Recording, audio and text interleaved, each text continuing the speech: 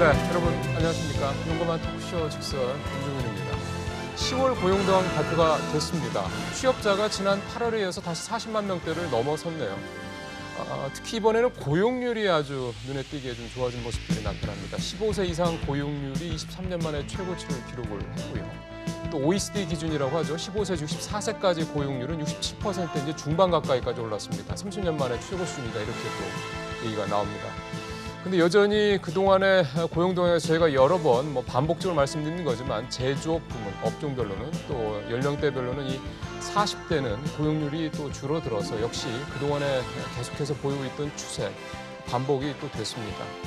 오늘 직설에서는 10월 고용동향을 중심으로 해서 지난 2년 반 동안의 문재인 정부의 고용정책도 한번 전반적으로 평가도 한번 두루 해봐야 될 것 같습니다. 그래서 남은 기간 동안 정부의 고용정책이 어떤 부분에 있어서의 보완이라든가 개선이라든가 또 수정이라든가 이런 부분들이 필요한지 오늘 패널분들과 함께 얘기를 좀 해봐야 될 것 같습니다. 샵 3698 100원의 유료 문자로 여러분들 소중한 의견 계속 듣고 있겠습니다.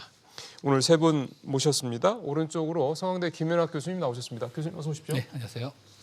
저 왼쪽으로 글로벌 정치경제연구소 조영철 박사 모셨습니다. 박사님 어서 오십시오. 예, 안녕하세요. 그리고 우리 사회연대 포럼 정윤권 위원장도 오늘 또 자리에 함께 모셨습니다. 네, 반갑습니다. 예, 이렇게 세 분과 함께 본격적으로 이제 고용 얘기를 좀 해보겠습니다. 먼저 조금 전에 나온 10월 고용 동향 수치 내용들 취재 기자 연결해서 좀 알아보겠습니다. 정인아 기자 전해 주십시오. 네, 정인합니다. 네, 통계청은 지난달 취업자 수가 총 2,750만 9천 명으로 1년 전보다 41만 9천 명이 늘어났다고 밝혔습니다. 취업자 수 증가폭은 석 달 연속 30만 명을 웃돌았습니다. 15세 이상 고용률은 61.7%로 지난해보다 0.5%포인트 상승했습니다. 이는 10월 기준으로 23년 만에 최대치입니다. 지난달 실업자 수는 총 86만 4천 명으로 1년 전보다 10만 8천 명이 줄어들었습니다. 실업률도 3%로 지난해보다 0.5%포인트 떨어졌습니다. 양적으로는 개선됐지만 질적인 악화는 지속됐습니다. 연령별 취업자 수를 보면 30대와 40대 취업자 수는 1년 전보다 각각 5만 명, 14만 6천 명이 감소했고요. 고용률로 보면 전 연령대가 1년 전보다 상승했지만 40대만 0.6%포인트가 떨어졌습니다. 분야별로는 보건업과 사회복지서비스업, 그리고 숙박 및 음식점업에서 늘어난 반면 제조업 취업자 수는 1년 전보다 8만 1,000명이 줄어든 것으로 나타났습니다. SBS CNBC 정인합니다. 예, 정인아 기자 수고하셨고요. 자, 본격적으로 얘기 좀 들어가 보겠습니다. 세 분이 다 생각하시는 포인트들이 조금 다르실 것 같아서 질문을 조금 통으로 드리겠습니다. 오늘 이번 10월 고용 동향 어떻게 보시고 계신지 우리 김 교수님부터 한 말씀 쭉 들어볼까요? 예. 일단 저는 안도의 한숨을 내쉬었습니다. 작년에 출연하면서는 아침마다 8시에 이제 통계청의 자료가 나오는데요. 보면 항상 가슴이 조마조마하고 두근두근해서 왜냐하면 계속 수치가 너무 안 좋으니까. 근데 맞습니다. 지금 계속 3, 40만 명씩 일단 취업자 숫자가 늘어나고 있다는 것은 굉장히 바람직한 거고요. 예. 특히 조금 전에 기자 레포트에서도 나왔지만 저는 우리나라 사회 전체의 고용률이 올라가고 있다는 것은 바람직하다고 생각합니다. 지금 장기적으로 우리가 인구 감소를 굉장히 걱정하고 있지 않습니까? 맞아요. 그러면 예. 근데 사실은 우리가 선진국에 비해서는 고용률은 좀 낮은 편입니다. 그렇죠. 왜냐하면 예. 전업주부들이 많아서 예. 여성들의 지금 경제활동 참가율 한 54%밖에 우리가 낮죠. 그 절반 조금 넘는 수준밖에 안 되고요.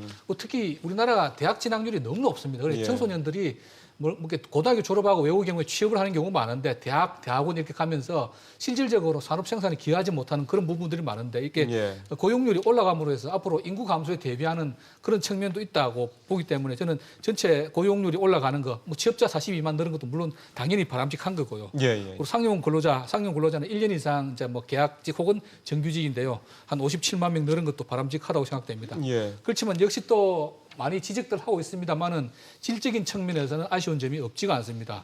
우리 항상 이야기하는 제조업 40대. 예. 조금 전에 레포트 나왔듯이 40대 일자리가 14만 6천 개 줄었고 또 제조업이 계속 감소 추세를 지속하고 있습니다. 8만 개 정도 예. 줄었는데요.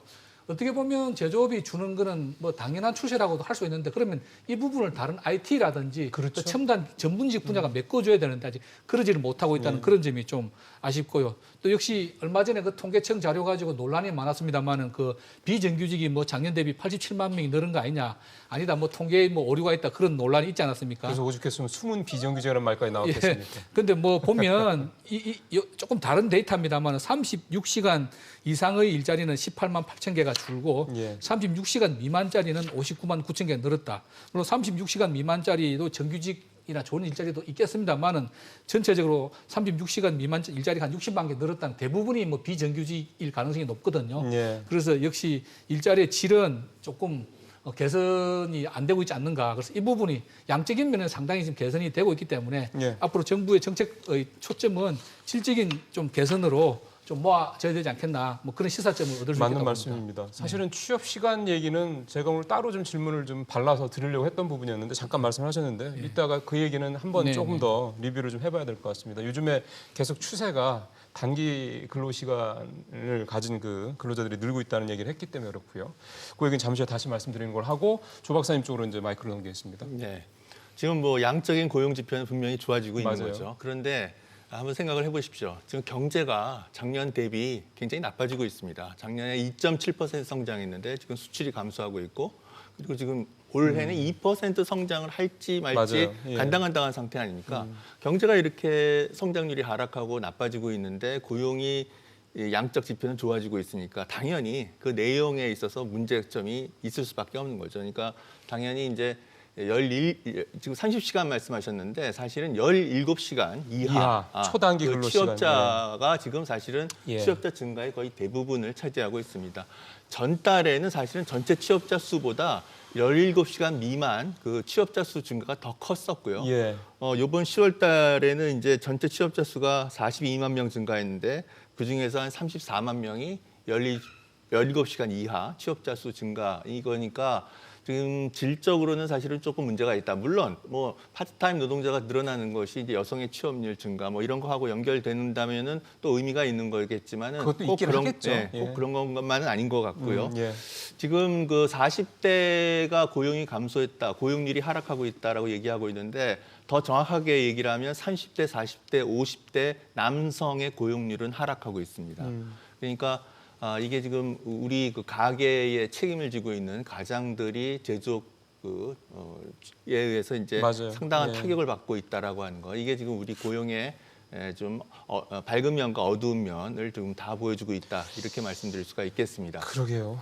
그래서 오늘 세 분 모시고 참 저희가 조금 할 얘기가 좀 오늘은 좀 많을 것 같습니다. 뭐 어차피 앞서 말씀대로 2년 반 또 평가도 좀 저희가 좀 해봐야 되니까요. 자 마지막으로 정 위원장님. 이제 이달에도 42만 개 정도의 취업자가 늘었다 이렇게 하니까 올해 들어서 두 번째로 40만 명 이상 늘었다 이렇게 하니까 야 예. 경기가 이렇게 나쁘고 실감하지 않는데 어떻게 된 거냐 이렇게 이야기하는데 사실은 이제 전년 동월 대비해서 이 이야기입니다. 그래서 전월달 그러니까 전월에 이제 34만 개, 그 전에 45만 개 이래 하면 벌써 100만 개 늘었냐 이렇게 이야기할 건데 그것이 아니고 전년 동월 대비해서 늘었고 실제로 전달 대비하면 한 10만 개 정도 늘은 그런 상황이거든요. 기저효과가 예, 말씀인 거죠. 기저효과를 통해서 이때 발생한 부분이고 예.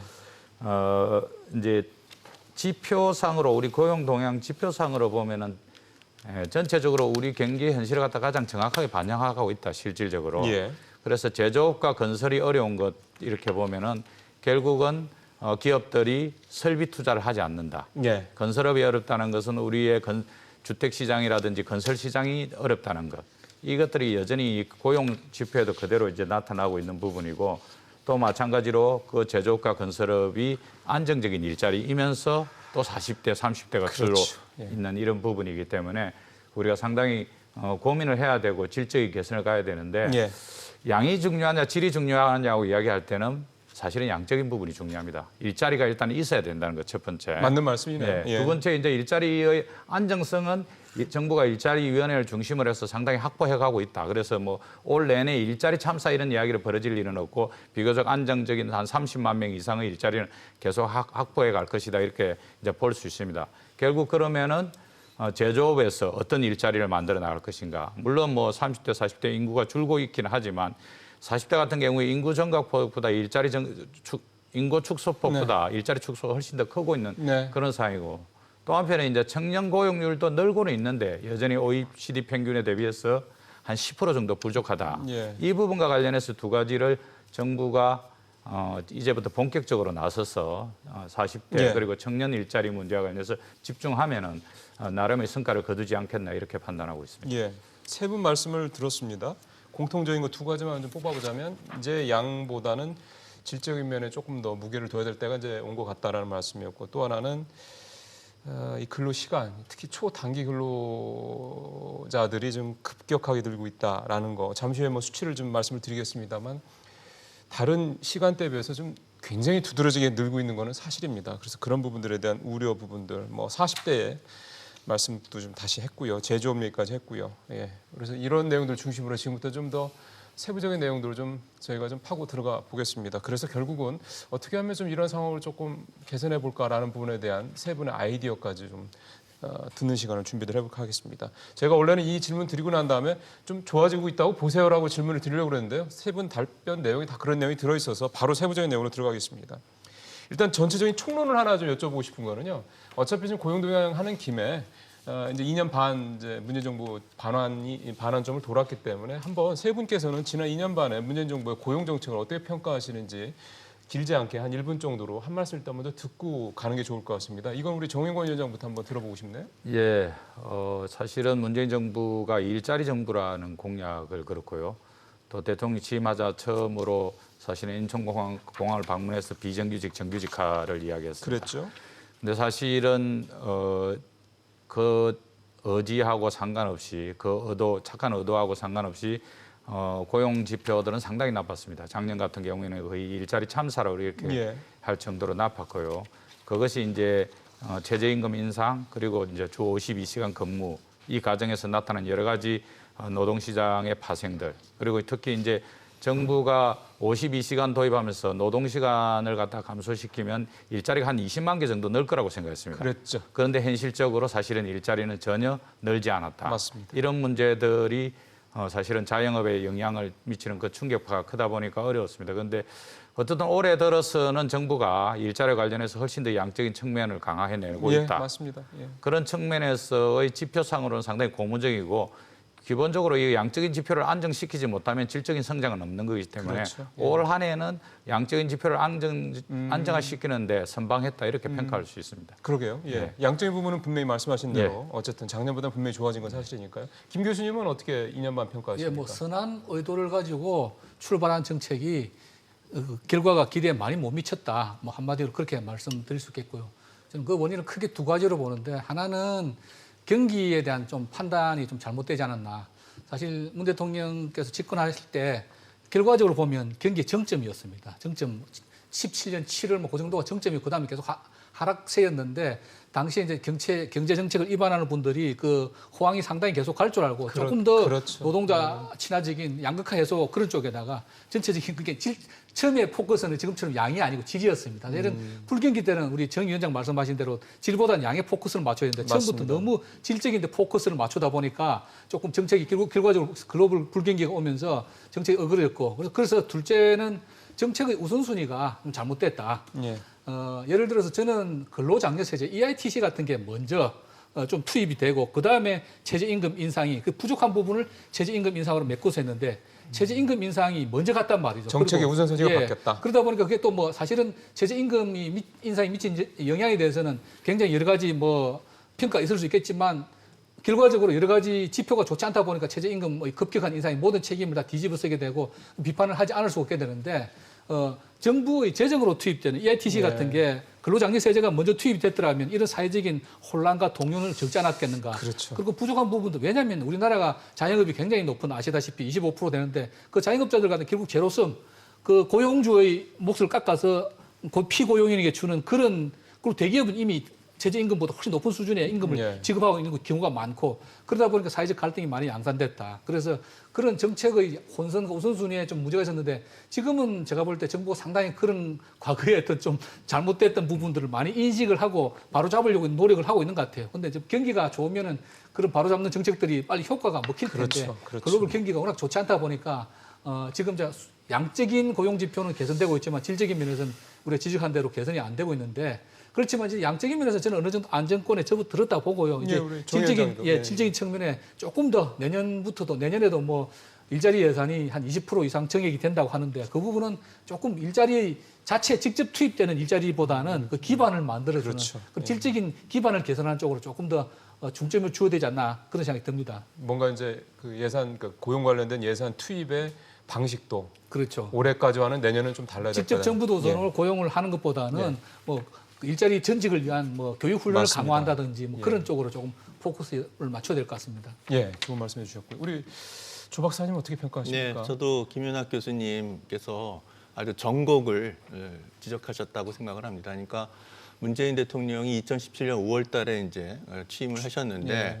사실 그때가 그 아주 경기에 최고로 좋을 때였어요. 예, 반도체 막 날아갈 때죠. 예, 그러니까 뭐 박근혜 정부가 건설 경기 부양을 위해서 정말 노력을 했고요. 2014년부터 계속해서 뭐 그 정책을 썼던 거고요.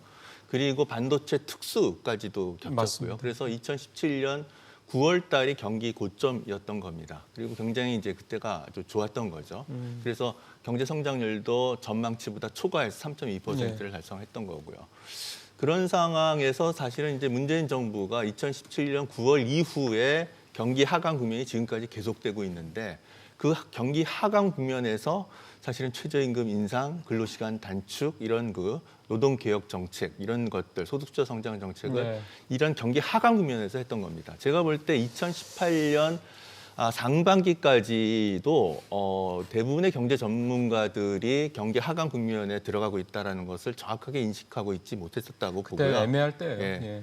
뭐 물론 아주 일부 경제 전문가들은 그 문제를 인식한 분도 계셨지만 그러겠죠. 대부분 예. 뭐 저를 포함해서 대부분 인식 못했고 제가 볼 때 문재인 정부 정책 담당자들도 명확하게 인식하지 못했었다고 그러겠죠. 생각합니다. 예. 그래서 이제 그런 것들이 경기 하강 국면이라고 하는 것을 명확하게 인식했었다면 과연 2018년 사회 간접자본 예산을 대폭 감소시키는 그런 정책 결정하지 않았었겠죠. SOC 말씀하시는 거죠? 예, 예. 예. 그러니까 그게 이제 선한 의도에서 시작했는데 경기 하강 국면이라고 하는 그런 것들을 제대로 인식하지 못하면서 취업자 수 증가가 아주 둔화되고 뭐 이런 이제 엇박자가 나왔다고 생각합니다. 그래서 올해 들어와서는 지금 불황이라고 하는 것을 정부가 명확하게 인식하니까 맞아요. 지금 사실은 직접 일자리 사업 예산 같은 걸 대폭 증가시켜서 예. 지금 취업자 수가 상당히 증가하는 이런 그 예. 모습들을 보여주고 있지 않겠습니까? 그래서 예.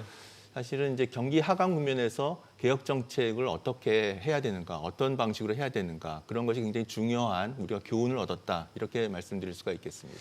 사실 2년 반 전으로 돌아가 보면 뭐 지금 우리 조 박사님 말씀하셨지만 경기가 뭐 한참 좋다라는 상황에서 과연 이제 정책 당국자들이 그다음에 정치인들이 그 상황에서 분위기가 이렇게 가라앉는 정책을 펼친다는 건 더군다나 이번 문재인 정부는 탄핵 정국을 딛고 이렇게 출범한 정부다 보니까 더더군다나 국민들의 이런저런 부분들을 좀 담아내야 되는 어떤 부담감이 분명히 있을 건데요. 어쨌든 2년 반 지나고 봤을 때 현재 나타나는 주요 지표들, 뭐 고용 지표뿐 아니라 주요 지표들이 썩 좋지 않다라는 건 뭐 부인할 수가 없는 거기 때문에 남은 2년 반을 어떻게 하면 잘하는 이게 더 그래서 중요할 것 같습니다. 그래서 저희 고용 관련된 저희 오늘 얘기도 그래서 남은 2년 반 동안 정부가 고용 정책을 어떻게 펼쳐야 되느냐라는 쪽으로 좀 포커스를 맞춰서 좀 말씀을 좀 들어보고 싶습니다. 자, 조 박사님, 앞서 조 박사님이 그 얘기를 하셨어요. 고용은 이렇게 느는데 성장률은 내려가고 있다. 그러니까 고용 없는 성장이 이른바 이루어지고 있다 이런 말씀을 아까 하셨단 말이에요. 그러면 이거는 결국은 정부의 정책이 경기의 어떤 그런 뭐 정점이라든가 경기 하강 국면을 제대로 인식하지 못한 상태에서 그냥 진행이 되고 있기 때문이다라고 원인을 좀 찾아봐야 되는 겁니까?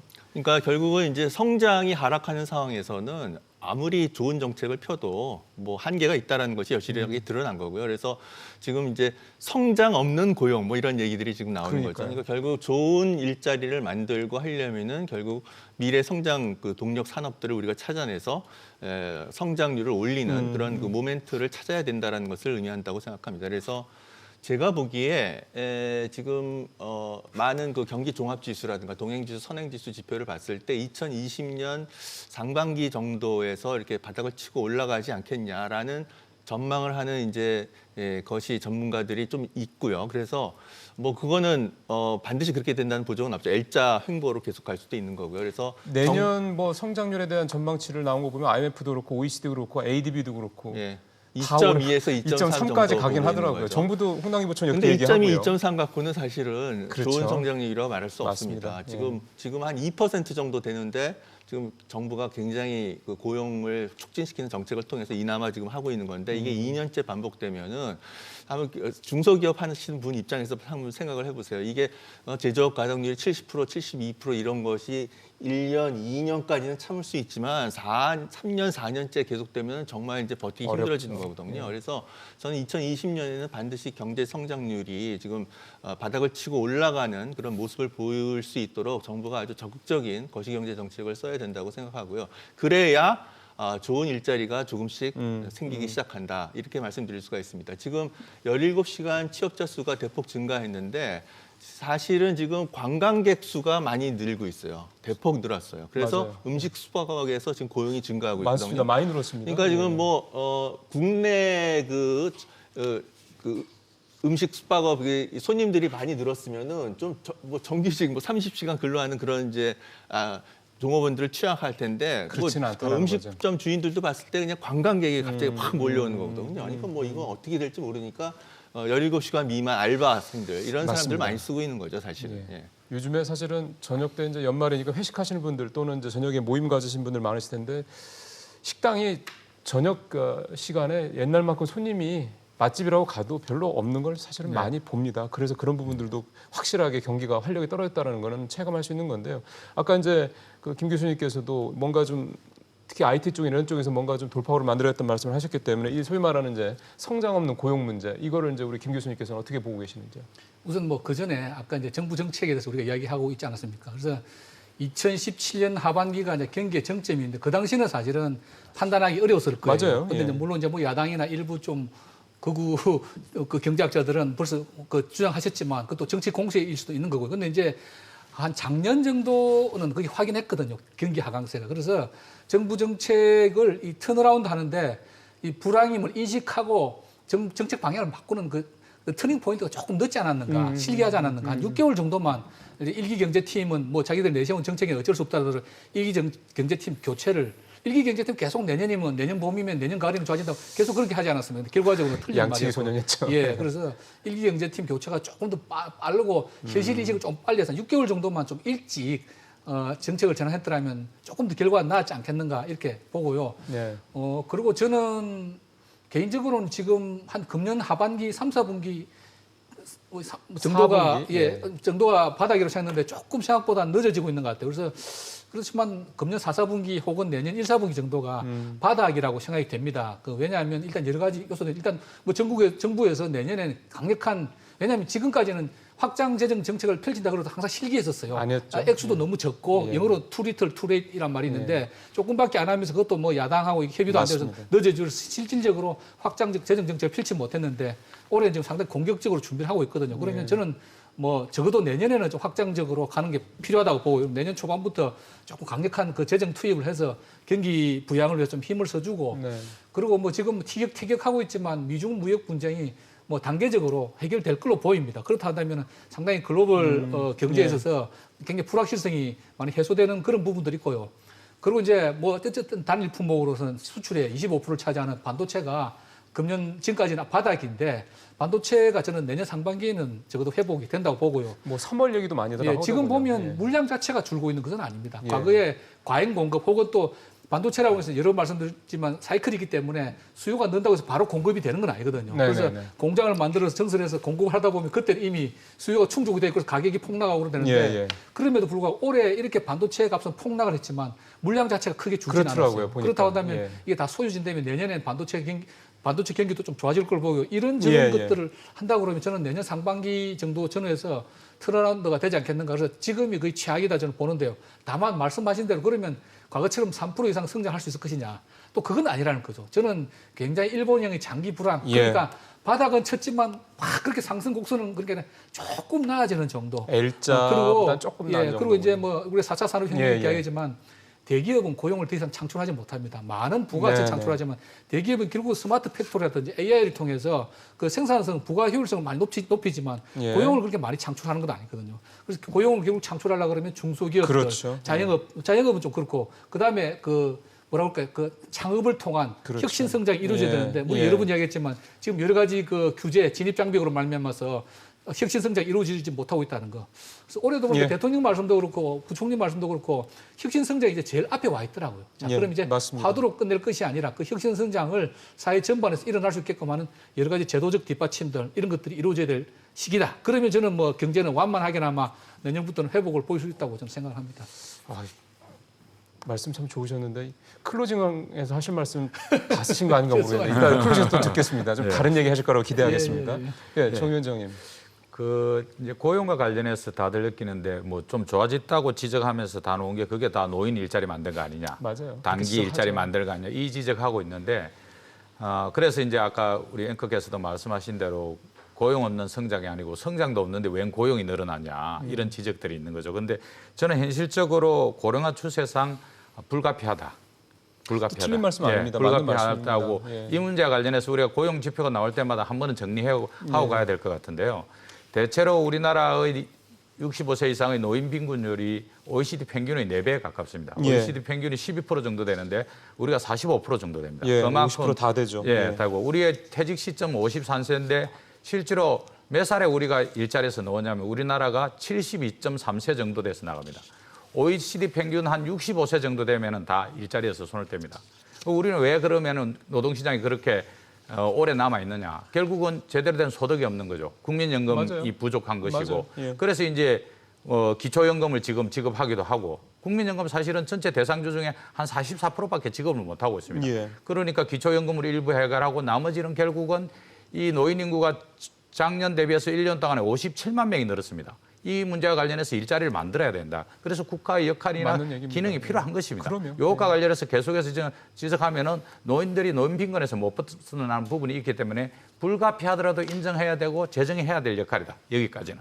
요거는 인정하고. 맞습니다. 예, 그래서 그것 때문에 왜 만들었냐? 그건 이 가짜 일자리다 하는데 그건 가짜 일자리는 아니고 진짜 심각하게 정부가 할 수밖에 없는 일자리고 빨리 우리가 연금의 구조라든지 고용의 구조 그리고 정년의 구조 네. 이런 것들과 관련된 부분들이 좀 변화돼 가지고 좀 안정적인 장기 일자리들이 생기면은 그때야말로 뭐 사실은 가짜 일자리라고 표현되는 단기 일자리 줄어들겠죠. 그러나 지금은 불가피한 부분이고 이 가지고 더 이상 논쟁해서도 안 된다. 우리 노인들은 그보다도 훨씬 더 절실하게 어려운 부분이 있다는 거 말씀을 드릴 수밖에 없습니다. 예. 하나는 이제 저는 이제 대안으로 여전히 이제 보는 것이 청년 고용률이 낮은 이 부분과 관련해서의 국가 역할인데 이제 결국 어디서 어떻게 풀어나갈 것이냐.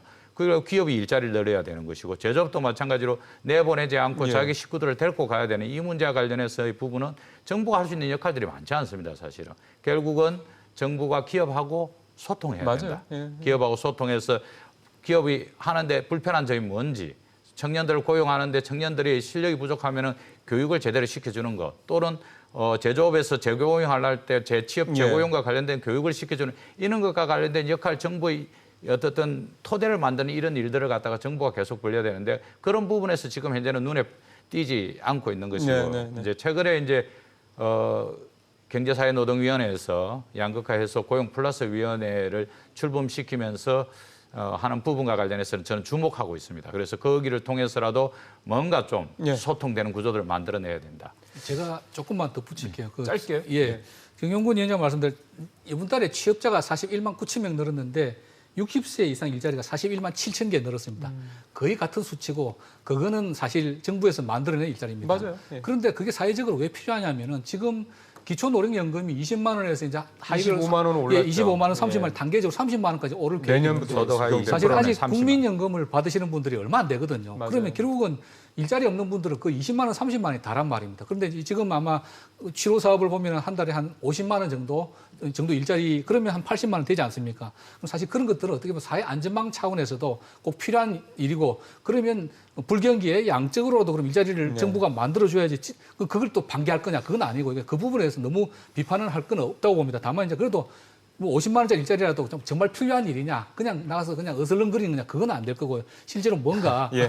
뭔가 뭐 기회가 예. 되는 그런 일자리였으면 좋겠고 실제로 아까 말씀드린 40대 그리고 제조업 일자리는 기업에서 만드는 거지 정부가 만들 수 있는 맞는 일자리는 얘기입니다. 아니거든요. 예. 그 부분은 이제 예. 산업 정책이라든지 경기의 어떤 턴어라운드 이런 면에서 그런 것들이 바뀌어야만이 좀 창출될 수 있는 그런 일자리입니다. 예. 세 분 말씀을 쭉 들어봤습니다. 이제 아무래도 새로운 일자리 관련해서 특히 질적으로 좋은 일자리를 양산하는 부분 관련해서는 이제 기존의 대기업 중심으로는 이제 세상이 바뀌었다라는 거에 대해서는 충분히 또 말씀을 해주셨고요. 또 노인 일자리에 대해서 비판은 많지만은 매달 뭐 지난달에도 35만 명이 이제 65세 인구가 늘어렇게 편입이 다시 됐던데요. 그런 상황에서 그럼 과연 노인 일자리 사회 안전망이 지금처럼 부실한 상황에서 과연 노인들을 그냥 방치할 거냐 그건 분명히 아니라는 말씀도 좀 충분히 들었습니다. 전체로 쭉 얘기를 좀 살펴봤고요. 큰 차원에서 이제 조금 세부적으로 들어갈 시간이 좀 된 것 같습니다. 절반 정도 시간이 됐기 때문에요. 지금 저희 고용 상황에서 가장 많은 문제 제기가 되고 가장 미흡한 분야라고 지목되는 포인트가 크게 보면 두 가지인데 하나는 업종별로 보면 제조업이고요. 연령대별로 보면은 물론 아까 우리 조 박사님이 30대 50대 준다고 하셨지만 그 핵심의 40대의 이 고용 문제라고 좀 조금 더 축약을 해야 될 것 같습니다. 이 두 가지 어쩌면 이 포인트를 중심으로 해서 좀 말씀을 지금부터 좀 듣도록 하겠습니다. 고용 제조업이 계속해서 좀 줄고 있고요. 지난달에도 8만 명 넘게 또 줄었더군요. 제조업은 참 쉽지 않네요. 조 박사님. 참 제조업이 계속 이렇게까지 취업자가 좀 안 좋은 거는 구조적인 문제라고 봐야 되는 겁니까?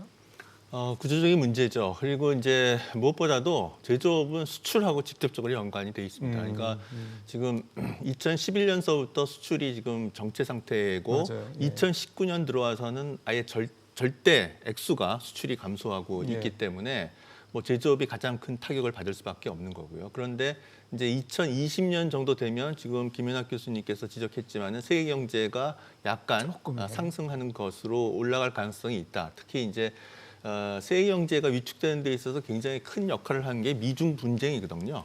교역량이 줄었으니까. 예, 미중 분쟁이 되는데 이게 상당히 조금 좀 완화될 가능성이 있다.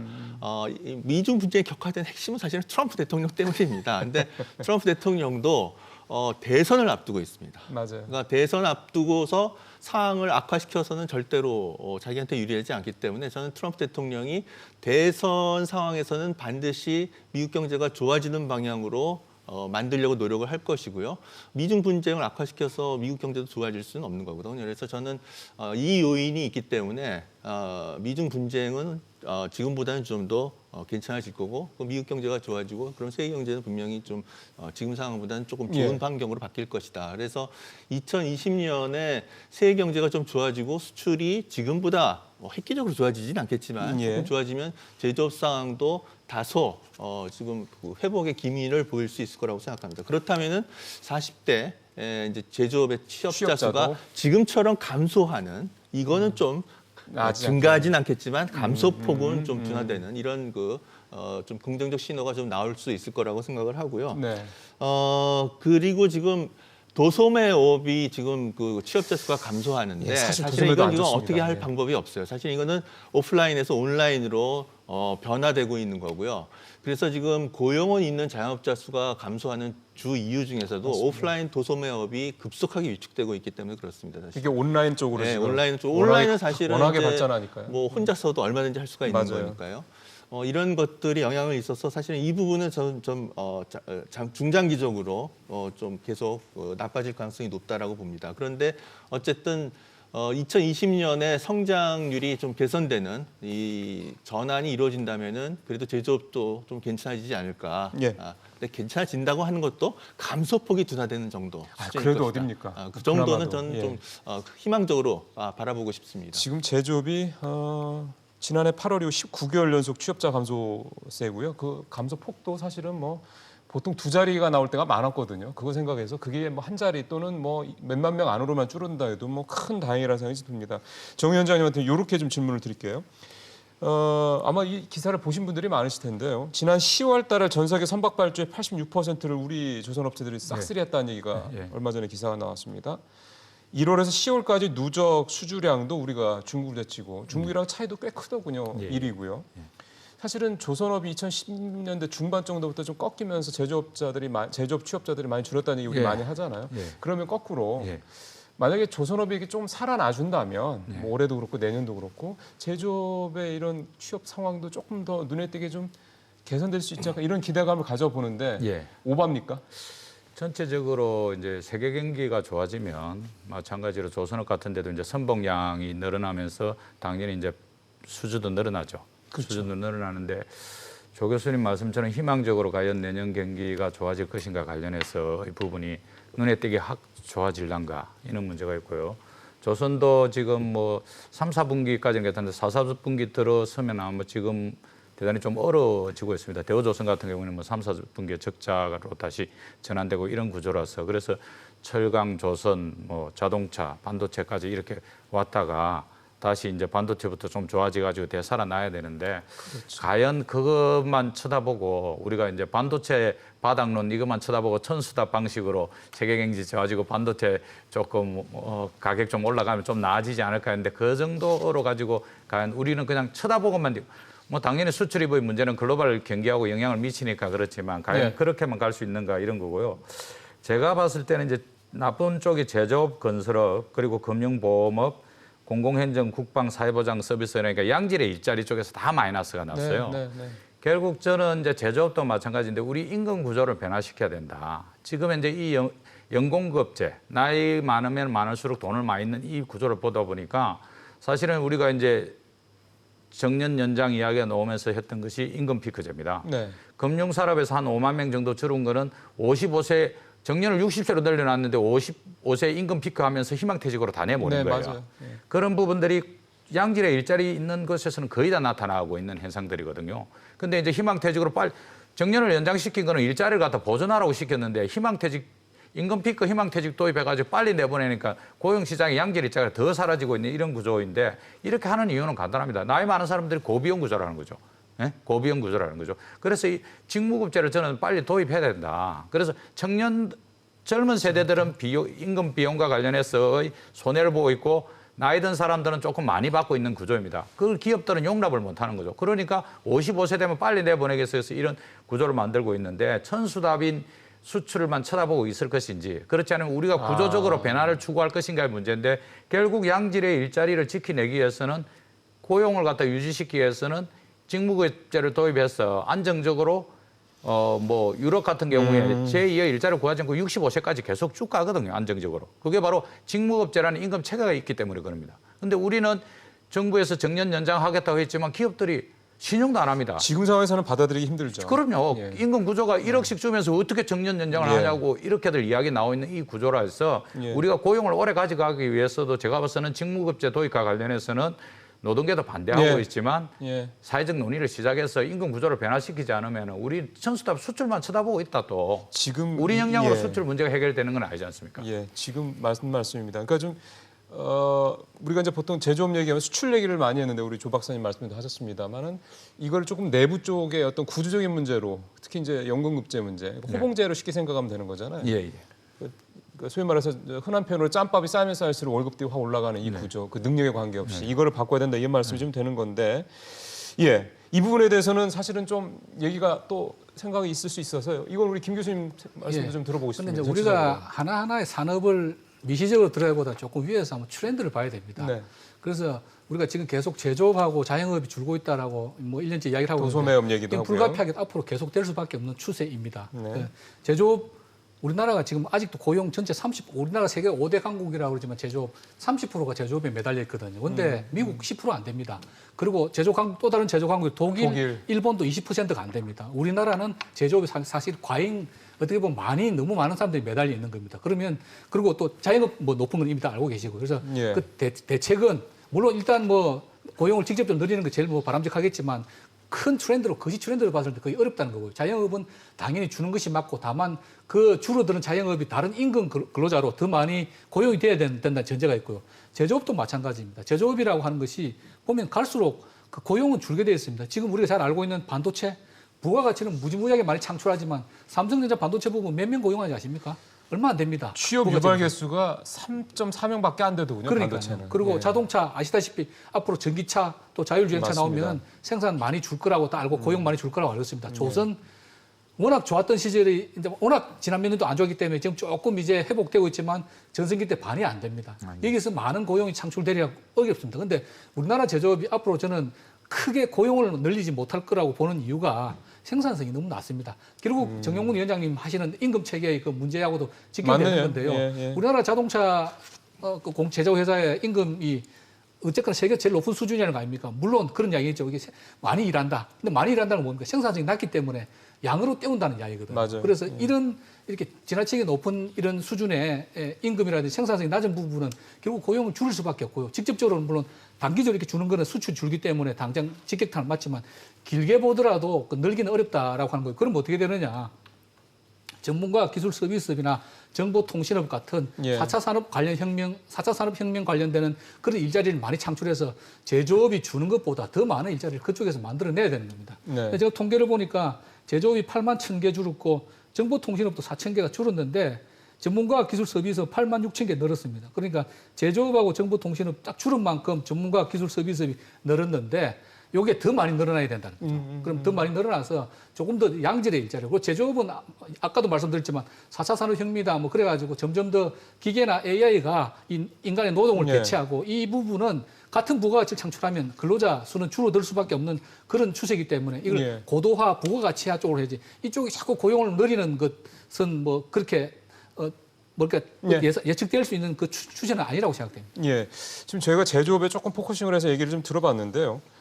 내년에는 올해보다 조금 수출이 나아질 것 같다는 뭐 그런 어떤 전망을 하에서 조금 제조업이 올해보다는 좀 나아지겠지만 뭐 플러스로 길게 들어서기 보면, 쉽지 않다는 예. 말씀은 세 분 다 공공히 얘기하셨고 우리 정 위원장님 말씀하신 것처럼 우리 내부적인 어떤 그런 연공급 시스템 이 시스템 자체에서 좋은 양질의 일자리를 지키기가 쉽지 않다는 한계를 좀 극복해야 되는 문제. 그래서 직무급제 얘기를 좀 하셨고요. 그다음에 우리 김 교수님 말씀하신 대로 제조업은 어차피 갈수록 인구가 취업자가 줄고 있는 추세에서 뭔가 다른 방식, 예를 들어서 IT나 어떤 서비스업 쪽에서 그러니까 기존에 뭐 음식 숙박 같은 서비스업이 아니라 네네. IT 부가가치가 관련 높은. 부가치가 높은 서비스업에서 일자리를 새롭게 만들어낸다 이 말씀을 좀 해주셨는데요. 그러면 하나 더 남은 40대 문제, 연령에서 40대 문제는 또 우리는 제조업도 자영업자하고 40대가 많이 또 연결돼 있긴 하거든요, 현실적으로. 우리 40대 이 가장 우리 경제 허리 가장 대부분의 가장인 뭐 이 40대 문제는 좀 어떻게 보고 계시고 어떻게 좀 해결했으면 좋은지 이 문제도 좀 얘기를 해봤으면 좋겠습니다. 이건 김 교수님부터 먼저 좀 예. 들어보죠. 아까 말씀드렸지만 우리가 60대 일자리가 많이 창출되고 있는데 그건 정부가 직접적으로 예. 고용을 하고 있기 때문입니다. 근데 뭐 말씀드렸지만 정부가 직접 고용하는 거는 그 노인네들은 50만 원, 많아야 한 8, 90만 원이라고 그러더라고요. 그거는 40대 가장이 그 정도 잡을 가지고는 뭐 가족을 부양할 수 없는 거고 그렇죠. 그럼 그거는 정부가 직접 고용할 수 있는 분야가 아닌 거죠. 뭐냐면 기업들이 만들어내야 되는 일자리고 아까 말씀드린 이제 제조업이라든지 이런 쪽이 있는데 제조업은 전체적으로 트렌드는 줄어들 예. 수밖에 없는 거고 전문가 기술 서비스 그렇다고 본다면 저는 교육 훈련 정부가 직접 40대는 직접 고용을 못 하니까 직접 고용을 못 하는 대신에 교육 훈련을 강화해야 되는데 지난 시간에 앵커께도 말씀하셨지만 정부 지원으로 보조금을 생기는 교육 훈련 기관들이 굉장히 부실화되기 쉽습니다. 그래서 뭐 이런 것들은 무슨 기업에 뭐 독일식의 마이스터 제도를 도입한다. 기업에 맡긴다든지 기업에 좀 보조금을 주고 맡긴다든지 아니면 대학에 맡긴다든지 조금 내실을 기하되 교육 훈련 뭐 요즘 뭐 코딩 교육 이야기 많이 하고 있지 않습니까? 산업 구조 자체가 재편되고 있습니다. 그 재편되는 옛날 우리 항상 이야기하면 10년 전에 10대 일자리, 지금도 10대 일자리고 일자리가 창출할 수 있는 분야는 많이 바뀌고 있거든요. 그거를 대학 교육, 고등학교 교육 때부터 반영을 해야 되는 거예요. 그래서 저는 정부의 이거는 고용노동부의 정책이 아니고 정부 정책이 산업 정책 전반에 관한 그렇죠. 것, 그다음에 그렇게. 교육부의 교육 훈련에 관한 것 이런 것들 우리가 뭐 4차 산업혁명 위원장이 어제 뭐 뛰쳐나갔던데 4차 산업혁명이 다가오면서 인구 구조가 어떻게 바뀌고 산업 구조가 어떻게 바뀌고 그러면 교육을 어떻게 개편해야 되고 정부의 산업 정책 혹은 고용 정책 어떻게 된다 종합적인 계획을 짜서 그게 맞춰서 하나씩 정책을 실행해 나가는 직접적으로 이렇게 투입해 가지고는 그런 뭐 단기적인 효과를 거두기 어려운 분야니까 예. 40대 일자리라고 생각됩니다. 맞는 말씀입니다. 근데 지금 이런 궁금증도 하나 들어서요. 예를 들어 40대 치킨집을 10년 하다가 이제 도저히 안 돼서 문을 닫은 분, 폐업하신 분들 같은 경우는 이제 40대 한 중반 됐으니 네. 애들은 이제 한참 커갈 나이고 네. 뭔가를 하긴 해야 되는데 네. 어디 뭐 소위 말해서 이제 기업에 들어가기 상당히 쉽지 않은 거고 왜냐하면 자영업한 지 오래됐으니까. 그러면 결국은 재교육이 필요한 분들인데 이런 분들이 사실은 그동안 해오던 이런 일에서 IT라든가 뭐 코딩이라든가 뭔가 이렇게 4차 산업혁명 관련 이쪽으로 참 재교육을 한다가도 적응하기가 쉽지 않을 것 같다는 생각 좀 현실적으로 좀 들어서요. 뭐 평생 치킨집을 하시던 분 같으면 모르겠는데 원래는 무슨 회사나 공장에 다니셨을 거 아니에요, 그죠? 그럼 그런 분들한테는 원래 자기가 하던 일에서 조금 더 뭐 스마트 팩토리나 그 기계 조작법을 배운다든지 스마트 팩토리라는 것은 여러 번 말씀드렸지만 독일에서 근로자들 점점 고령화돼 가고 숫자가 주니까 그 부분을 직접 몸으로 때운다기보다는 기계를 조종해서 하게끔 하는 그런 취지에서 예. 인더스트리 4.0이 나온 거거든요. 그렇다 한다면 우리도 전혀 엉뚱한 부분, 컴퓨터 만질 줄도 모르는 사람한테 코딩 교육을 어떻게 하겠습니까? 자기가 원래 몸담았던 그런 부분들에 대해서 조금 스마트 팩토리 들어오면서 조작하는 그런 부분들을 가르치는 것이고요. 그래서 그렇게 해서 좀 쉽게 전직이 쉽게 되도록 하는 거고, 그렇다고 한다면 이제 정부가 지금 우리가 여러 번 이야기하지만 실업수당이나 치킨집을 하고 그만두더라도 예. 어느 일정 기간 실업수당을 지급하고 플러스 알파로 교육훈련, 전직훈련에 대한 비용도 정부가 뭐 지원하면서 그 기간 동안 실업수당 지원하고 이렇게 해서 예. 좀 전직이 쉽게 되도록 예. 그 지원하자는 그런 이야기입니다. 알겠습니다. 예. 이제 우리 그래, 정 위원장님, 예. 뭐 결국 뭐 40대의 문제이기도 하고 제조업 전체의 문제이기도 하고 일자리 맞아요. 전체의 문제이기도 한데 사실은 어느 산업이든 사양 산업은 없습니다. 핵심이 있으면 사양은 없는 거죠. 옛날에 뭐 우리 섬유 산업, 사양 산업이라는데 섬유에 탄소 섬유 만들고 이런 식으로 해서 핵심을 이어가는 거죠. 자동차도 마찬가지로 뭐 독일 같은 경우에도 뭐 자율주행, 전기차 이렇게 전환하면서 인력도 새롭게 또 많이 또 창출하고 이런 구조들이 있거든요. 그래서 저는 기업이 혁신할 수 있는 토대를 만들어주는 것. 그것을 정부가 해야 될 역할이고 특히 문재인 정부가 저는 잘할 수 있다고 생각합니다. 그게 첫 번째가 사회적 안전망이다. 사회적 안전망을 갖춰주는 것. 두 번째가 임금 체계를 직무급제로 고치라는 겁니다. 예. 신입 전 직원을 일시하기 어렵습니다. 사실은 고령자들이 반발하고 이렇기 때문에 그거는 신입사원부터 직무급제로 하면은 신입사원들도 손해 안 보기 때문에 그리고 자기들의 고용 오래 갈 수 있기 때문에 저는 가능하다고 봅니다. 세 번째로 재교육하는 시스템을 좀 갖춰라.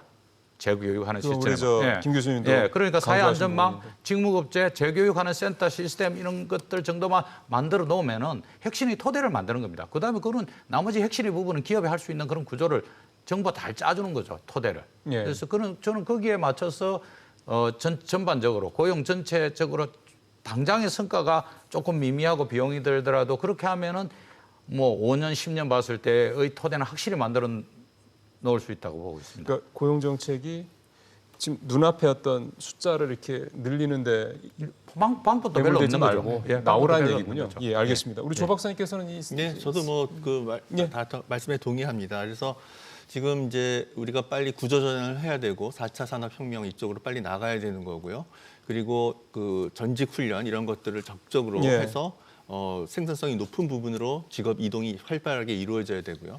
이런 것들이 돼야 되는데 이제 지금 상당히 이제 공통적으로 수렴되는 게 뭐냐면은 사회 안전망이 확보돼야 된다라는 겁니다. 그러니까 사실은 우리가 그 어떤 그 직장을 뭐 20년 다니던 40대 가장이 나와서 갑자기 전직할 때도 없고 이러니까 뭐 쉽게 그냥 치킨집 만들고 그래서 이제 과당 경쟁하고 전 세계에 있는 맥도날드 햄버거 전보다 우리나라에 있는 치킨점 수가 더 많다라는 뭐 이런 그 얘기들이 나오는 거 아니겠습니까? 그래서 또 계속 하지 못하고 뭐 2, 3년 하다가 또 폐업하고 맞아요. 그러면 또 인테리어 비용 다 날리고 굉장히 비효율적인 자원 낭비가 지금 계속되고 있는 거거든요. 그러니까 이런 문제를 해결하려면은 지금 두 분께서 강조하셨듯이 사회 안전망이 확보가 돼야 됩니다. 그래서 제대로 된 그 실업급여를 받고 제대로 된 전직 훈련을 받아서 생산성이 높은 그런 직업으로 이동할 수 있어야 되는 거고요. 그리고 김연학 교수님이 지금 강조하셨듯이 4차 산업혁명 이런 것들로 이제 구조조정 전환을 하려면은 우리가 타다의 사례에서 봤듯이 결국 우리가 왜 실패했습니까? 거기에서 나오는 그 창조적 그 파괴가 야기하는 여러 가지 실업자 문제가 분신 자살하고 하니까 이걸 결정을 못했던 거 아닙니까? 그러니까 이것도 결국은 사회 안전망이 어느 정도 되지 않고서는 구조 전환과 관련된 여러 가지 사회적 갈등을 극복하기가 어렵다라는 것을 의미하는 겁니다, 사실. 예. 그래서 이러한 사회 안전망을 이게 복지 소비성 지출이다 이렇게만 그 부정적으로 보지 말고. 우리가 미래를 위해서 예. 적극적인 전환을 하기 위해서 필요한 안전망, 이 투자도 필요하다. 이런 인식을 예. 좀 했으면 좋겠습니다. 내년 예산 513조의 3분의 1이죠. 181조가 복지, 일자리 예산 포함된 복지 예산이고요. 그중에 67%는 이제 계속해서 고정적으로 나가는 이제 고정 지출 이렇게 되어 있습니다. 그래서 이제 많은 분들이 이제 이 복지 관련된 예산, 조금 더 구체적으로 들어가면 사회 안전망 관련된 예산은 앞으로 계속해서 퍼부을 수밖에 없는 예산이다. 그래서 상당히 좀 효율화 필요하다 이런 지적을 하시는 분들도 계시긴 합니다만 그러면 사회 안전망 말씀하신 김에 요거 하나만 조금만 더 들어갔으면 좋겠습니다. 이제 결론 내기에 앞서서요. 지금 우리 실업급여가 이제 좀 좋아져서 이제 물론 20년 이상 한 사람들이긴 합니다. 이제 9개월까지 실업급여가 나오고요. 물론 실업급여 수준은 아직도 60% 수준밖에 안 되니까 조금 낮긴 합니다만 국민연금도 조금씩 이제 쌓여가고 있습니다. 아직은 물론 그 대체율, 소득 대체율이 높지는 않습니다만, 그다음에 내년부터는 공공부조죠. 그만두고 난 다음에 6개월 동안 60만 원인가 이렇게 지원하는 그런 제도도 실업보조. 우리도 생기고, 물론 아직도 금액이라든가 기간이 짧은 건 사실입니다만, 우리나라의 사회 안전망 수준이라고 그럴까요? 이게 북유럽까지 갖다 대면 너무 차이가 많을 것 같고, 그냥 OECD 평균 정도로 봤을 때 대략 OECD 평균 한 100 정도라고 한다면 우리나라 사회 안전망 수준은 지금 한 60, 70점 정도 된다고 보면 됩니까? 그 정도로, 왜냐하면 우리가 재정 투입을 보면 알 수 있지 않습니까? 전체 GDP의 한 10% 정도가 복지에 투입이 되고 있는데, 그 OECD 평균은 한 20% 가까이 되고 북유럽은 25%까지 되거든요. 네, 네. 근데 이제 뭐 불가피하게 야기되는 이슈가 있어서 뭐냐, 증세 문제입니다. 그래서 그걸 뭐 복지를 계속 빚으로 정부 재정 적자로 메꿀 수는 없는 것이고, 계속 이제 예, 적자 결국은 이제 국민들이 부담을 해야 되는데, 특히 이제 미국 같은 나라, 시장 경제 발달한 나라는 자기 개인의 복지는 자신 알아서 한다는 그런 주의고요. 북유럽은 정부가 다 뭐 해주죠. 그래서 조세 부담률이 미국보다 유럽이 2배 정도 높은 거고, 그렇죠. 그 사회적 합의가 필요한 부분이고, 그래서 하루 아침에 복지 수준을 급격하게 올리긴 어렵고요. 좀 조금씩 점진적으로 늘려가는 그런 어프로치가 맞다고 생각합니다. 그러니까 지금 정부가 하고 있는 정책의 방향성은 방향성은 저는 맞다고 봅니다. 보시는 다만 거죠? 이제 좀 많은 사람들이 의문을 제기하는 게, 이게 정말 효율적으로 집행되고 있느냐, 그런 부분인데, 그런 부분에 대해서 저는 항상 강조하지만 국회라든지 사회 감시단체, 시민단체가 뭐 재정이 확장적으로 어느 정도 가는 것은 불가피한데, 그것도 효율적 서 있는 감시 기능은 좀 부족하지 않는가, 그런 생각이 좀 듭니다. 혹시 사연을 막으면서 저는 이제 실업급여 관련해서 말씀드리면 사회 안전망을 뭐 조금씩 전진적으로 해야 된다고 생각하는데, 사실은 저는 그렇게 생각하지 않습니다. 빨리 가야 된다. 할 수 있는 것은 과감하게 해야 되고 예를 못하는 들면. 건 하지 말아야 된다, 이렇게 보는데요. 실업급여 기준으로 이야기하면, 아까도 미국은 본인이 알아서 하라는 이런 구조지만 미국 실업급여가 23개월치 줍니다. 미국이. OECD 평균이 12개월이거든요. 우리가 이제 9개월인데 실제로 수령한 거 보니까 우리가 상용직들이 2017년 기준으로 상용직들이 실업급여 받은 일수 95일입니다. 3개월 받았다는 거 3개월. 그다음에 일용직들은 82일 정도밖에 안 됩니다. 평균이 95일 정도밖에 안 된다는 거죠. 석 달도 채 안 우리 되는 거네요. 실질적으로 예. 실업급여 뭐 부정수급자 이런 이야기하는데 3개월째 실업급여 받아가지고 과연 그것이 사회 안전망인가? 예. 이걸로 가지고 누가 그러니까 현대중공업에서 조선업 어려울 때 어떤 부인이 이렇게 짓지 않습니까? 직장 안에서는 안 나가려고 전쟁을 치르지만 밖에 나가면 지옥이라는 거죠. 당장 나가면은 건강보험료도 내가 내야 되고 모든 맞아요. 세금도 내야 되고 들어온 수입은 없고, 이런 구조 속에서 발생하기 때문에 저는 실업급여 금액은 어려우면 안 올리도 된다고 생각합니다. 그런데 기간은 정말 기간은 문재인 정부답게 한 1년치로 해서 정말 준비할 수 있도록, 나와서 막막하게 사는 것보다는 준비해서 재취업할 수 있는 구조들을 짜기 위해서는 실업급여 기간이 있어야 됩니다. 네. 뭐가 조금이라도 들어와야지 교육을 받지. 그렇지 않으면은 그냥 우리가 지난주에도 토론을 했지만은 또 자영업 준비하는데 3개월이라는 거 아닙니까? 돈 5천만 원 이하 가지고. 예. 그런 구조를 만들어서는 안 된다는 거죠. 그래서 저는 실업급여만큼은 금액을 조금 작게 더 안 늘더라도 기간을 한 12개월 정도로 늘려야 된다. 이 정도도 못 해놓고 갈 수는 안 된다고 그러니까 봅니다. 제가 드린 말씀은 똑같은 이야기입니다. 효율적으로 집행하자는 겁니다. 맞는 지금 말씀입니다. 하루아침에 국민들한테 세금을 2배나 늘어가면 얼마나 조세 저하겠어요. 그렇죠. 예. 지금 있는 예산이라도 좀 선택과 집중을 하자. 저는 그래서 항상 실업급여 저도 동의하고요. 그다음에 노령수당, 그 두 가지 좀 포커스를 맞추고, 너무 지금 가지수 많은데 찔끔찔끔해서 그렇게 받는 분들이 혜택을 못 느끼고 뭐 그런 것들 많이 있는 것 같은데, 심지어 노령연금, 기초연금 같은 경우 줬다 뺏는 것도 있습니다. 예. 하여튼 선택과 집중을 해서 뭔가 하나라도 받으면 확실하게 받고, 저는 뭐 실업급여 강화하는 건 찬성이고, 맞는 그래서 말씀입니다. 그런 예. 식으로 조금 우리가 뭐 양도 많이 주고 질적으로 좋으면 더 좋겠지만, 네. 우선은 질적인 면에 좀 포커스를 맞추자는 그런 얘기입니다. 네. 혹시 조 박사님? 예, 저도 그러니까 사회복지 확대를 비효율적이라고 생각하시지 말고 굉장히 그 효율적인 측면이 있다라는 거를 좀 강조드리고 싶습니다. 그러니까 우리나라가 건강보험이 지금 문재인 케어에 대해서 뭐 적자가 증가한다 비판하시는 분도 계시는데, 전 세계에서 의료비용, GDP 대비 의료비용을 가장 많이 지출하는 나라가 미국입니다. 그래서 그 건강보험 제도가 굉장히 취약한 나라, 오바마 케어가 도입돼서 부분적으로 됐지만은 그래서 사실 오바마 케어가 도입된 거고요. 그런데 기대 수명은 선진국 중에서 미국이 굉장히 하위권 국가입니다. 의료비용은 전 세계에서 가장 많이 지출하는데, 사실은 미국 시민들의 건강 수준이라고 하는 것은 OECD 국가 중에서 하위권을 취하고 있는. 우리나라는 그러니까요. 지금 건강보험 제도를 도입했는데 GDP 대비 의료비용은 OECD 국가에서 굉장히 저렴한 나라입니다. 그에 반해서 건강 기대 수명은 일본, 한국이 거의 OECD 국가에서 최고 수준이고요. 그러니까 결국 우리나라 건강보험 제도가 굉장히 효율적인 제도라는 것을 의미하는 거고요. 저는 그 문재인 오버케어로 보장률을 지금 올려서 건강보험 적자가 우려된다 이런 지적을 하시는 이제 보수적인 경제학자 분들이 계시는데 한번 생각을 해보십시오. 보장률이 낮기 때문에 실손보험 이런 걸 우리가 많이 가입하는 맞아요. 겁니다. 그것도 다 돈을 내고 있는 거예요. 그렇죠. 그리고 실손보험 가입하면 병원에 가면 실손보험 가입하셨어요? 그럼 이거 하셔도 돼요.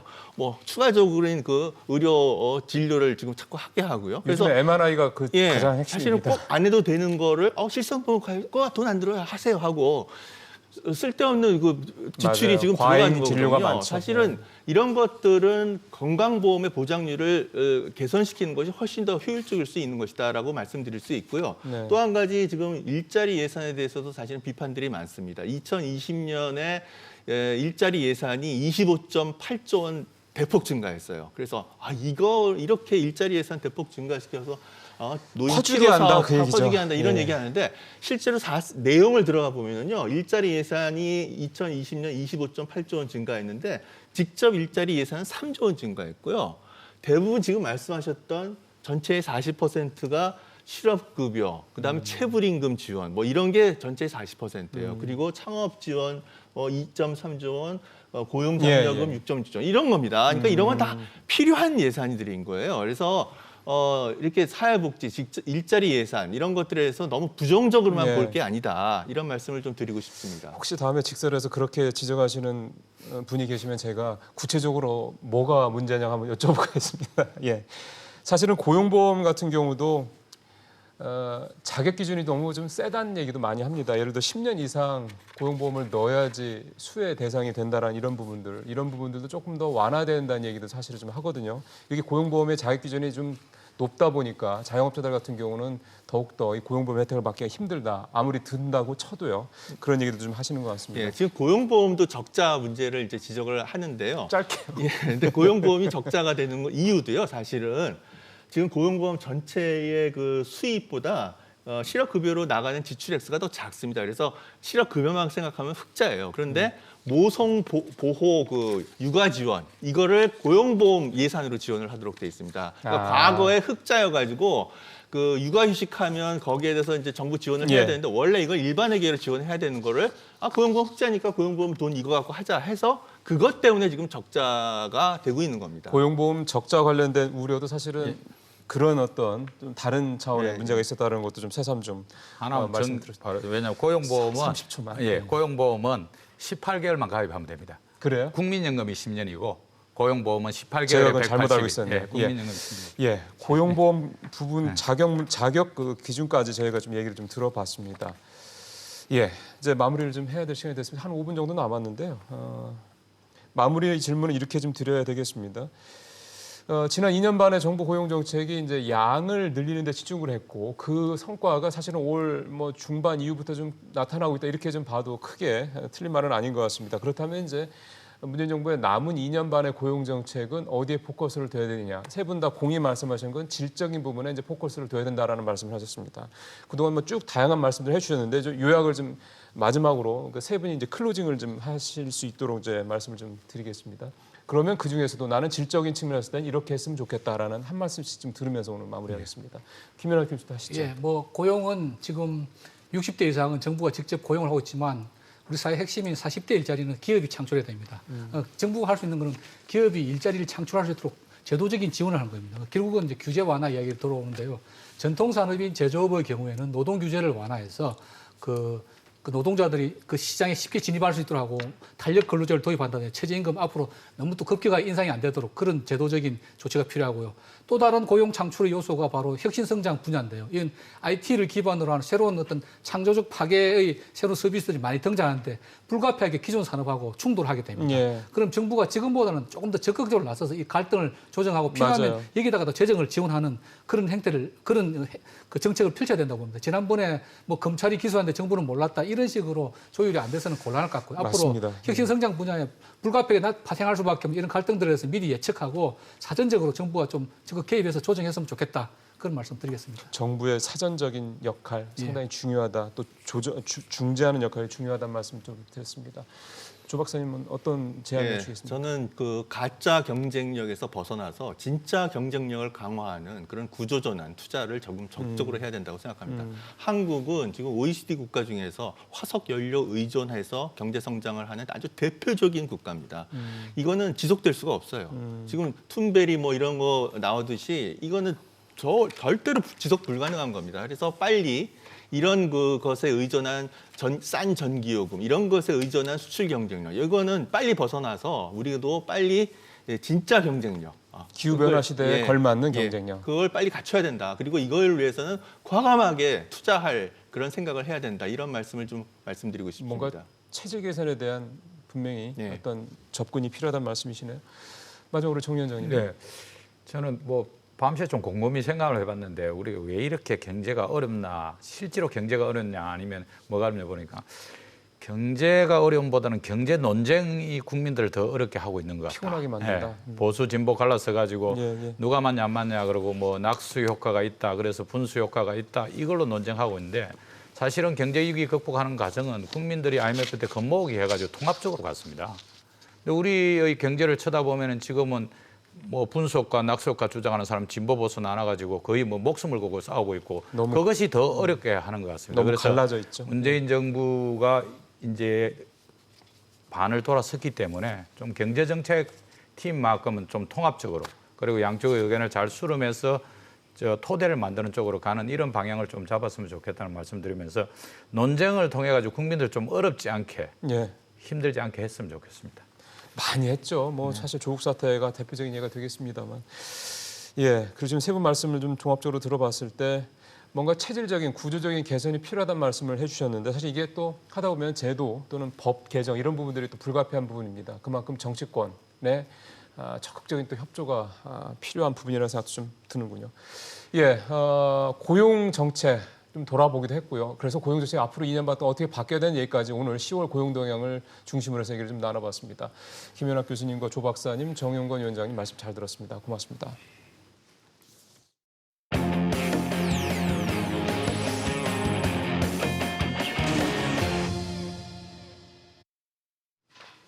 예, 보수통합론이 주춤한 사이에 한국당 내부에서 잡음이 계속 나오네요. 과연 이루어질 수 있을 것이냐, 보수통합이. 이거에 대한 우려도 그래서 좀 나오는 것 같습니다. 먼저 리포트 보시고 잠시 후에 김수민 평론가와 함께 이슈 따라잡기 이어가겠습니다. 발단은 그제 황교안 대표에게 보낸 권성동 의원의 이 문자입니다. 통합 추진단장으로 원유철 의원은 아니다. 막말을 한 김재원 의원 윤리위 회부를 검토해야 한다는 내용입니다. 비박계 권 의원이 친박계 의원 2명을 이른바 저격한 셈인데 계파 갈등은 아니라며 선을 그었습니다. 유승민 전 대표 입장에서 그렇게 신뢰하는 분은 아니에요. 황교안 대표는 당에 들어오신 지 얼마 안 되니까 그걸 모를 수가 있잖아요, 인간관계를.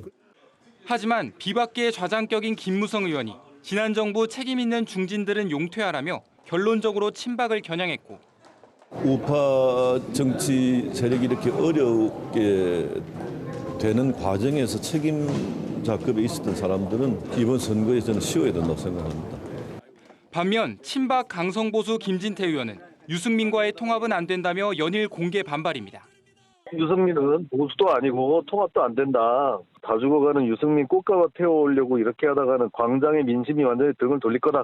유승민 의원 측 반발로 보수통합론이 주춤한 상황에서 통합론이 주도권을 놓고 친박과 비박의 미묘한 힘겨루기가 시작됐다는 관측이 나오고 있습니다. 예, 김수민 평론가 자리에 나와 계십니다. 어서 오십시오. 네, 반갑습니다. 사실 처음부터 뭐 황교안 대표가 보수통합론 얘기를 끌고 나왔을 때도 뭐 만만치 않을 거다는 얘기는 네. 뭐 다들 하셨는데 지금 내부적으로 이제 한 말 한 말씩 터져 나오는 상황을 보면은 굉장히 더 좀 쉽지 않겠다는 쪽으로 무게가 가네요. 네, 그리고 이제 권성동 의원하고 김진태 의원 각각의 사례는 이 유승민 의원과의 재결합을 둘러싼 찬반 양쪽이 각자 분열하고 있다라고 하는 그런 모습을 보여주고 있습니다. 내부적으로. 네, 통합추진단장으로 자유한국당에서 원유철 의원을 임명을 했는데 사실 원유철 의원은 예전에 새누리당 시절에 위의장을 지낸 적이 있었고 당시에 원내대표가 유승민 의원이었거든요. 예. 근데 유승민 의원은 청와대 눈 밖에 나서 낙마하고 말았고 그랬죠. 예. 그리고 그 사이에 그 권력의 공백을 차지한 것이 원유철 의원이었습니다. 원래 원유철 의원은 비박 계열로 인식이 됐었는데 예, 그 원 의원이 유 의원의 공백을 치고 들어감으로써 오히려 범친박의 일원인 것처럼 그렇게 되어버림으로써 양쪽 간에 그때 거리가 이미 벌어졌던 거거든요. 그 상황에서 권성동 의원이 봤을 때는 원유철 의원을 통합추진단장으로 세우는 것이 유승민 의원 쪽 입장에서는 탐탁치 않을 것이다. 그러네요. 라고 지적을 하고 나선 거죠. 예, 그러니까 그렇게 되면은 저쪽에서 탐탁해하지 않는 말씀하신 대로 그런 사람이 추진단장이 되면은 당연히 추진이 매끄럽지 않을 거다. 네. 이런 얘기가 좀 되는 건데. 황교안 대표 측에서는 그 유승민 측에서도 원해서 우리가 했다. 이렇게 또 설명을 하고 있어요. 그래서요? 여기에 대해서 지금 예. 인식 자체가 양쪽이 다르다라고 볼 수가 있겠고 예. 그리고 완전히 건너편에 반대편에는 김진태 의원이 이거는 뭐 예상됐던 건데 유승민 의원은 보수라고 보기 어렵다. 우리 당에 받아줘야 될 인사가 아니다라고 하는 것이 이제 김진태 의원의 의견입니다.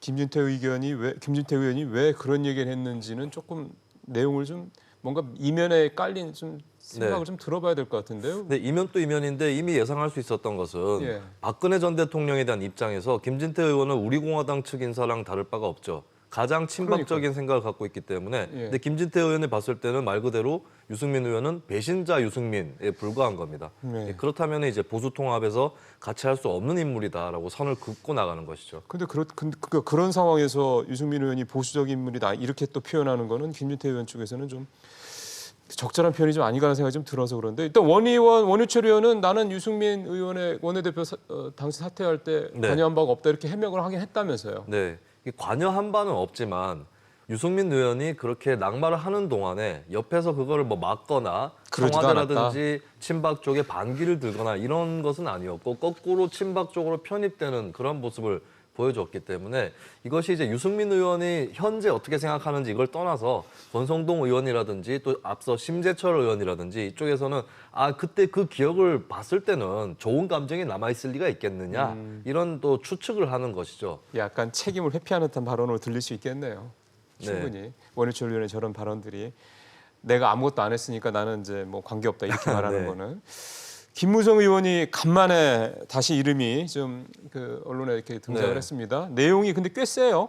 우파 정치 세력이 어렵게 되는 과정에서 책임자급에 있었던 사람들은 이번 선거에서 치워야 한다고 이렇게 얘기를 했군요. 네. 표현이 상당히 좀 거칠기도 하고 강합니다. 그렇습니다. 이렇게 거칠게 표현을 하게 된 원인은 본인은 일단은 불출마 선언을 해놓은 상태이고, 그렇죠. 예, 근데 이제 중진의 용태라든지 이런 부분에 대해서 굉장히 좀 여러 가지 의견이 분분해 있고, 예. 그리고 친박이냐 비박이냐의 이 구도는 아직까지 자유한국당 당내에 남아 있습니다. 예. 한쪽에 대해서만 책임을 묻고, 뭐 친박은 비박 쪽에다가 탄핵에 왜 찬성했느냐 이런 책임을 묻고, 비박 쪽에서는 친박이 잘못했으니 물러나라 이렇게 맞서고 있는데, 어떻든 간에 그러니까 책임자급에 있던 사람이라는 표현이 중요한데요. 저것은 친박과 비박을 막론하고 어쨌든 뭐 서청원 친박 쪽에는 서청원 의원이라든지 이런 쪽을 포함해서 지금 이제 탈당을 해 있는 상태지만 이런 쪽도 마찬가지고, 자기처럼 비박이지만 어쨌든 중진도 마찬가지고, 이런 사람들은 다 같이 물러나야 되고, 나는 원래 불출마하겠다고 얘기를 했는데 이거에 대해서 왜 정리가 안 되고 있느냐라고 항변을 한 셈이 되겠습니다. 지난번에 김태흠 의원이 지난주였는가요? 네. 이렇게 이제 뭐 중진, 그다음에 강남 뭐 이렇게 몇 가지 그 조건을 달면서 이렇게 영남권, 광남권, 그리고 다선. 예, 네. 예, 그렇게 얘기를 했었는데, 그러면 이 그러니까 김무성 의원의 이 발언과 김태흠 의원의 그 어떤 부분과 이렇게 좀 네. 접목을 해서 봤을 때 한나라당, 자유한국당 내에서의 어떤 소위 말하는 어떤 그 물갈이, 쇄신 뭐 이런 부분들을 어떻게 좀 우리가 이해를 하면 좋을까요? 김태흠 의원은 이제 영남권, 강남권 그리고 다선 이렇게 얘기를 했는데, 비박 의원들이 많이 포함이 되고, 예, 또 초재선 같은 경우는 친박, 범친박 쪽이 좀 많습니다. 여기에 대해서 이제 김무성 의원은 받고, 그건 맞는데 나만 나갈 수는 없다.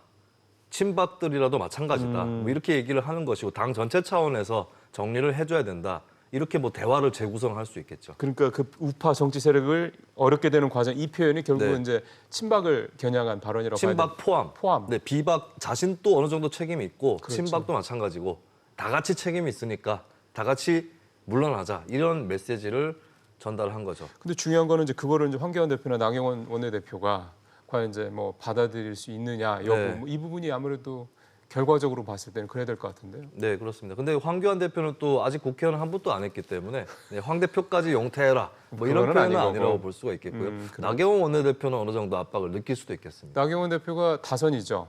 그렇죠. 지금 그리고 2004년부터 계속 국회의원을 해왔기 때문에 여기 예. 또 홍준표 전 대표도 들어갈 수도 있는 맞는 거고요. 얘기입니다. 홍준표 대표는 전 대표는 지금 뭐 그 좀 새로운 여러 가지 구상들을 좀 하고 있는 모양이더군요. 뭐 얘기 나오는 것들이 계속해서 본인은 뭐 어쨌든 마지막 한 번 더 이제 네. 선택을 받겠다는 얘기를 하는 모양이던데요. 그렇습니다. 뭐 그러면서도 김부겸 의원 지역구 대구의 그 수성에는 출마하지 않겠다. 뭐 이런 식으로 또 얘기를 해서 네. 어느 지역으로 출마를 할 거냐. 글쎄요. 근데 또 영남권 아니 될 것 같기는 하고요. 수도권으로는 간다는 말이 아직 없기 때문에 그래서 거기에 대해서도 당 내에서 좀 논쟁들이 있을 걸로 보입니다. 예. 지금 이제 소위 말하는 황교안 대표가 이제 꺼내놓은 이 보수 통합론 관련해서 좀 종합 정리를 좀 해 보면은 현재까지 상황으로 봤을 때는 통합되는 과정에 있어서의 일종의 이제 약간의 잡음 정도로 네. 일단은 볼 수가 있는 건지 아니면은 뭔가 좀 우리 그 김평론가님 보시기에는 근본적으로 통합론 자체를 흔들 수 있을 만한 그런 약간의 좀 무게가 있는 어떤 네. 그런 것들로 보이시는지 요거를 좀 말씀드릴 수 저는 있겠습니다. 후자 쪽으로 보이고요. 아, 그래요? 약간의 잡음으로 그 전에 진통이 아니라 자유한국당이 지금까지 친박 비박 구도를 어렵사리 좀 이렇게 수습을 하면서 봉합을 해서 지금까지 왔는데 밖에 있는 유승민 의원계를 받아들인다라고 하는 것에 대해서 다시 당내 분열이 일어나는 것이고 그러니까요. 어떻게 보면 우리공화당이라고 하는 정반대 쪽에 또 다른 정당이 있고 그 당하고 이제 친박 간에는 또 친연성이 있는 거거든요. 네. 그렇다면 자유한국당이 잘못하면 뭐 극단적으로는 바른미래당에 있었던 자유한국당 탈당파들이 복당을 다 자유한국당으로 하더라도 친박 쪽이 또 탈당을 해서 우리공화당으로 간다거나 이런 시나리오도 있을 수 있습니다. 또 깨질 수 있다는 네, 얘기군요. 그래서 그걸 앞두고 이제 또 한 번의 큰 균열을 예고하는 그 신호탄이 지금 나오고 있다라고 저는 전망을 하고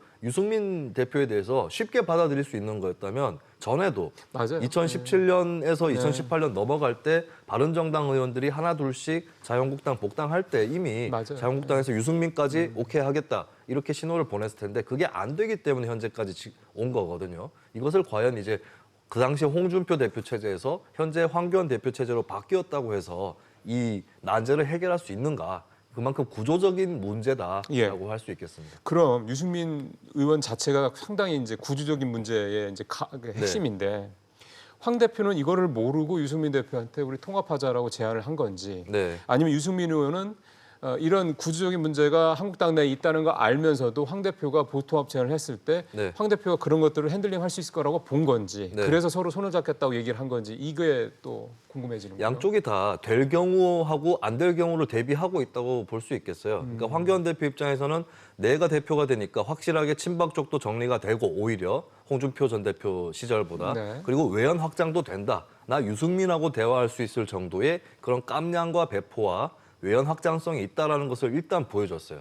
예, 그것을 이제 성공을 못 시키면은 그때는 이제 뭐 당 내에서 반발이 있어서 방해해서 못 시켰다 이러면은 리더십에 방해가 되는 거지만 대화 끝에 뭐 유승민 의원 쪽에서 우리 못하겠다 이렇게 틀어져 버리면 나는 노력했다. 그리고 이제 유권자들한테도 보수 통합을 위해서 노력했는데 되진 않았지만 유권자들께서 단일화해 주시라 뭐 이런 메시지를 낼 수도 있는 것이겠죠. 그래요? 네. 그러면 상당히 전략적인 계산이 포함이 된 양쪽 다 마찬가지라고 봅니다. 유승민 의원 쪽도 이게 마냥 통합에 응하겠다라고 하는 것보다는 일단은 명분을 던져놓고 이거를 자유한국당에서 들어준다면 계속 대화해서 통합까지 갈 수 있다라는 걸 던져놓는데 만약에 이것이 제대로 풀리지 않는다면 그때는 유승민 의원 쪽도 나는 통합을 위해서 노력했는데 자유한국당 수준이 그만큼 안 된다. 그래서 나는 자유한국당과 함께하지 않는다라고 알리바이라든지 명분을 설명을 할 수는 있는 것이죠. 그래서 양쪽 다 실패할 경우를 대비한 대화를 던져놓은 것이다라고 봅니다. 그래서 김평론가님이 앞서 나는 통합이 안 된다는 쪽으로 무게를 둔다는 말씀이 좀 그런 거군요. 결국은 셈법들이 다 정말 진정성을 가지고 통합하겠다는 의도보다는 뭔가 자신들이 나중에 내년 총선에서 뭔가 즉 유권자들한테 명분을 쌓기 위한 어떤 일종의 쇼잉처럼. 근데 저는 그게 이제 단순한 쇼가 아니라 이것도 되게 중요한 게 합치지 못한다면 왜 합치지 못하는가를 유권자들에게 설명하는 것도 중요하거든요. 예, 그냥 우리는 달라요라고 선언만 할 것이 아니라 이 대화 속에서 만약에 통합이 되면 명분 있는 통합으로 보여지고 싶어하는 것이 또 정치인이고 안 된다면 그 이유를 또 이런 기회로 설명할 수는 있는 거겠죠. 그렇겠네요. 그런 면도 있겠습니다. 문희상 국회의장이 교섭단체 원내대표 회의를 열었어요. 그래서 19일 날 본회의를 일단 열겠다. 그래서 데이터 3법 등 비쟁점 법안의 처리를 하기로 해서 뭐 데이터 3법 같은 건 합의가 됐더라고요. 패스트트랙 지정 법안은 이 12월 3일 이후 본회의에 상정해서 처리하겠다. 이렇게 얘기를 했습니다. 그러니까 문득 드는 생각이 12월 3일 얘기는 우리가 이제 공수처 관련된 이 검찰개혁안은 알고 있었던 거고 그러면은 11월 27일 날 이번 달 27일 날 자동 부의되기로 돼 있는 선거법도 12월 3일로 넘어간다라는 건지 싶어서요. 네. 일단 부의라는 것은 본회의로 안건이 넘어갔다라고 하는 자동의 개념입니다. 그래서 부의 시점은 11월 27일은 선거법이고 12월 3일이 선거법 말고 이제 두 가지죠. 검경수사권 조정안과 공수처법. 예. 네, 이렇게 두 가지는 거는 똑같습니다. 아, 부의는 부의 시점. 똑같이 되는 거고. 네, 예. 부의를 했다고 해서 바로 상정이 되는 그렇죠, 것은 그렇죠. 아니거든요. 예, 예. 상정은 어쨌든 간에 절차적으로 의장이 할 수 있는 부분이고 또 이제 의장 말고도 뭐 여야 간의 합의라든지 이런 것들로 달라질 수 있는 부분인데 맞습니다. 예, 11월 27일이나 12월 3일이나 어차피 시점상에 아주 큰 차이가 있는 것이 아니고 예, 선거법을 11월 말에 바로 상정해서 표결에 처리해야 될 이유는 없기 때문에 상정 자체는 거의 동시에 하겠다라고 하는 것인데 어차피 여야 사당이 패스트트랙을 가동할 때 합의했던 것은 그 상정 순서를 표결 순서를 일단 선거법부터 먼저 한다라는 거였거든요. 예, 예. 그러니까 그 표결 순서가 어떻게 될지는 그때 합의를 그대로 가져갈 건지 아니면 다시 논의해가지고 합의를 바꿀 건지 거기에 따라서 달라질 수 있는 부분이 되겠습니다.